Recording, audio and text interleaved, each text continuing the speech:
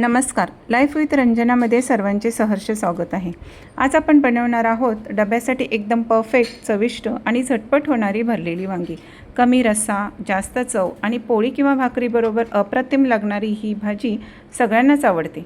चला तर मग सुरुवात करूया खमंग आणि मसालेदार भरलेली वांगी करायला. इथे मी अर्धा किलो ताजी वांगी स्वच्छ पाण्याने दोनदा धुवून घेतलेली आहेत. वांगी किडकी आहेत की नाही ते चेक करून घ्यावे. भरलेली वांगी बनवण्यासाठी लागणार आहे कोथिंबीर, ओलं खवलेलं खोबरं, आलं लसणाची पेस्ट, शेंगदाण्याचं कूट आणि थोडासा गूळ, हळद, गोडा मसाला, चवीपुरतं मीठ आणि कांदा लसूण मसाला. या सर्व गोष्टी तुम्ही तुमच्या आवडीनुसार कमी जास्त प्रमाणात घेऊ शकता. आता हे सर्व साहित्य आपल्याला एका बाउलमध्ये एकत्र करायचे आहे. मी इथे ओलं खोबरं खवून घेतलेले आहे. तुम्ही सुकं खोबरं बारीक वाटून घेऊ शकता. थोडीशी कोथिंबीर मी नंतर सजावटीसाठी ठेवणार आहे. आलं लसणाची पेस्ट, शेंगदाण्याचं कूट आहे, थोडासा गूळ घेतलेला आहे. त्याचबरोबर हे सर्व कोरडे मसाले मी यामध्ये टाकून हे सर्व साहित्य एकत्र करणार आहे. त्यामध्ये 1 चमचा मी तेल टाकलेलं आहे, त्यामुळे मसाला बाइंड व्हायला मदत होते. आता हे मसाल्याचा बाउल बाजूला ठेवायचा आणि आपल्याला वांगी चिरून घ्यायची आहेत.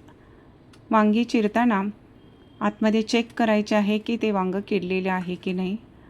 वांगी विकत घेताना आपण मध्यम साईजची वांगी किंवा छोट्या साईजची वांगी आणि एकदम कवळी बघून घ्यायची आहेत.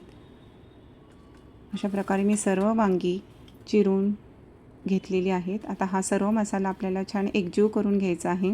मी त्यामध्ये थोडंसं तेल टाकल्यामुळे मसाला एकत्र व्हायला मदत होते, बाइंडिंग येते मसाला भरण्यासाठी, जास्त पसरत नाही मसाला. आता थोडा थोडा मसाला आपल्याला या सर्व वांग्यांमध्ये भरून घ्यायचा आहे.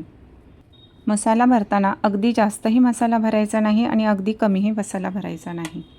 सर्व वांग्यांना पुरेल अशा अंदाजाने आपण तो मसाला भरायचा आहे. जर समजत नसेल तर जेवढी वांगी तेवढे मसाल्याचे भाग करायचे आणि मसाला भरायचा.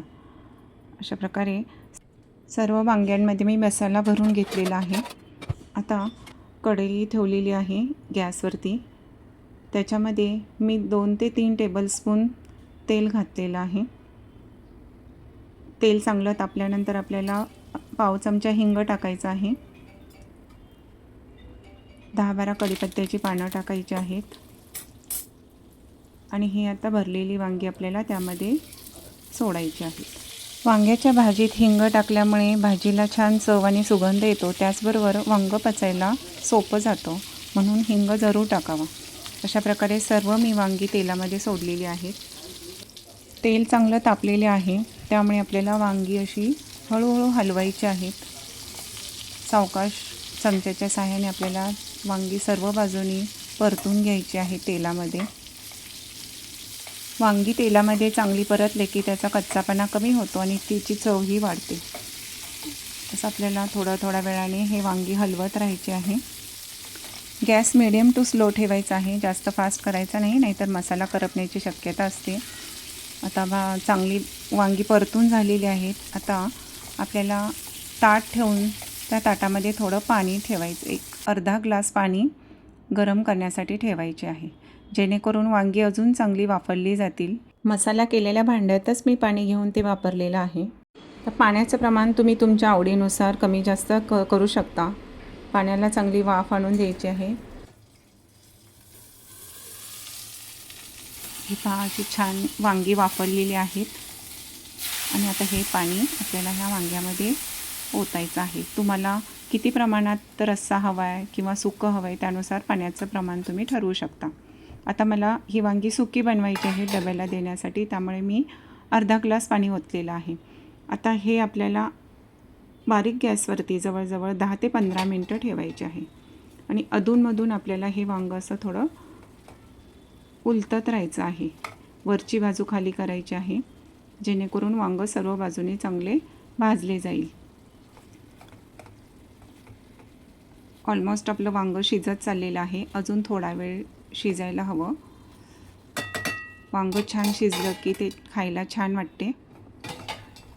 अजून 2 मिनटानंतर मी बघा झाकण काढत आहे, तर मस्तपैकी तेल सुटलेलं आहे मसाल्याला आणि वांगीसुद्धा आपली छान शिजलेली आहेत. मस्तपैकी आपली भरलेली वांगी तयार झालेली आहे. खूप सुंदर चव लागते याची. आता वरून आपल्याला कोथिंबीर टाकायची आहेत आणि भरलेली वांगी तयार. ही वांगी तुम्ही भाकरीबरोबर किंवा चपातीबरोबर खाऊ शकता.